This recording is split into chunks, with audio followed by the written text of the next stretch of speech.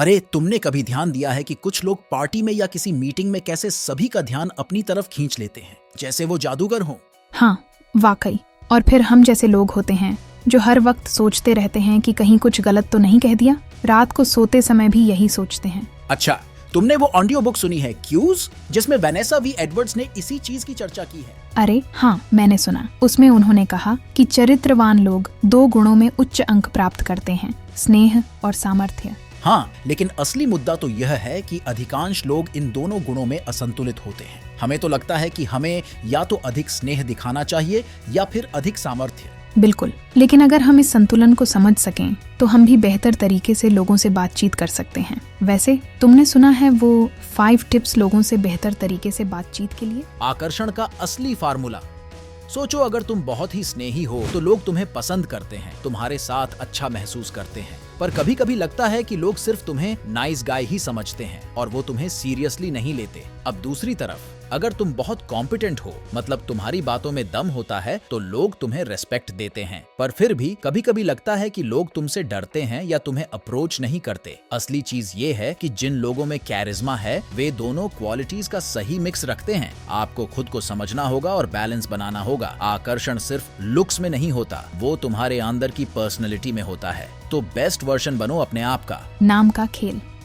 हम कुछ ऐसी सोशल स्किल्स पर बात करेंगे जो लोगों को और भी दिलचस्प और आकर्षक बनाती है। चलिए इसे जानते हैं। डेल कार्नेगी की प्रसिद्ध किताब how to win friends and influence people में एक बहुत ही महत्वपूर्ण टिप बताई गई है, बातचीत में लोगों के नाम का उपयोग करना। कार्नेगी कहते हैं कि एक व्यक्ति का नाम उसके लिए सबसे मधुर और महत्वपूर्ण ध्वनि है। तो जब कोई किसी के नाम का उपयोग करता है तो यह एक स्पेशल कनेक्शन बनाता है। लेकिन कई लोगों को नाम याद रखने में प्रॉब्लम होती है। कार्नेगी की टिप है कि पहली बार मुलाकात में उनका नाम 3 बार रिपीट करना चाहिए। अक्सर सोशल इंटरैक्शंस में प्रेशर महसूस होता है कि हमें इंटरेस्टिंग बनना है, पर कार्नेगी का मानना है कि बी इंटरेस्टेड नॉट इंटरेस्टिंग, यानी दूसरों में इंटरेस्ट लो, खुद को इंटरेस्टिंग बनाने की जरूरत नहीं है। रुचि लो और जीवन में रंग भरो।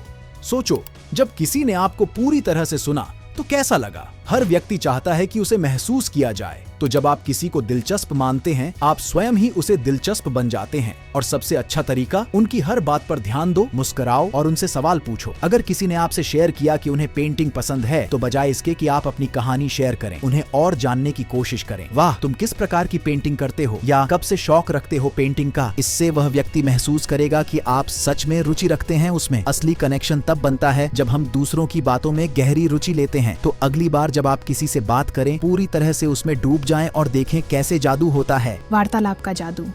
एक मजेदार सोशल स्किल की गली में घुसते हैं जो हर किसी को और भी दिलचस्प और आकर्षक बना सकता है। जब आप किसी के साथ बात करते हैं तो उस व्यक्ति की प्रत्याशाओं को दूर करके उसकी रुचियों में डूब जाइए। कला की दुनिया में उसके पसंदीदा रंग क्या है? वह तेल या एक्रिलिक पेंट पसंद करता है। और हाँ, जब बारी आप पर आए और किसी ने आपसे पूछा कि आपने वीकेंड पर क्या किया, तो जवाब देने में संकोच न करें। अरे वाह, मैंने एक शानदार हाइकिंग ट्रैक किया, एक मजेदार सुशी रेस्तरां में खाना खाया और एक रोमांचक नई किताब पढ़ी। इससे आपके साथी को आपसे और भी बहुत सी बातें करने का मौका मिलेगा। याद रखिए, आपका तरीका और आपकी रुचि ही आपको अन्य लोगों से अलग बनाता है। तो अगली बार जब आप बातचीत करें तो पूरी तरह से जुट जाएं और देखें कैसे जादू छेड़ता है। अधूरा भी अद्भुत।